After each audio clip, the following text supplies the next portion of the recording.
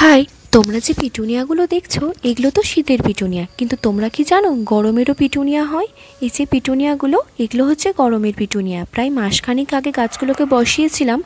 আমার কাছে দুই রকম কালারের রয়েছে, সাদা ও বেগুনি কালারের। প্রত্যেকটা গাছে কুড়িয়েও ফুল চলে এসেছে। তাই গাছগুলোকে যে কীভাবে বসিয়েছিলাম সেটাই তোমাদের সাথে শেয়ার করছি। তো আমি মাটির সাথে গোবর সার, ভার্মি কম্পোস্ট, হাড় গুঁড়ো, নিম খোল সব ভালোভাবে মিশিয়ে একটা প্লাস্টিকের বালতিতে আমি গাছগুলো বসিয়ে নিয়েছিলাম। আর এই গাছগুলো যেন শীতের পিটুনিয়ার মতো অত নরম নয়, খুব হার্ডি গাছ। গাছগুলো খুব একটা ঝোপালো সেভাবে হয় না, কিন্তু গাছ একটা টবে তুমি 3 থেকে 4টে গাছ অনায়াসেই বসাতে পারবে, তাতে কোনো রকমের কোনো অসুবিধে নেই। আমি তো প্রায় 2 বছর থেকে গাছগুলো বসাচ্ছি, কোনোভাবে কোনো অসুবিধা ফেস করিনি। এইভাবে একটা টবে আমি 4টে গাছ বসিয়ে নিয়েছিলাম। আমার প্রতিটা গাছে কী সুন্দর কুঁড়ি এসেছে এবং ফুল ফুটেছে, তা তো তোমরা দেখলেই।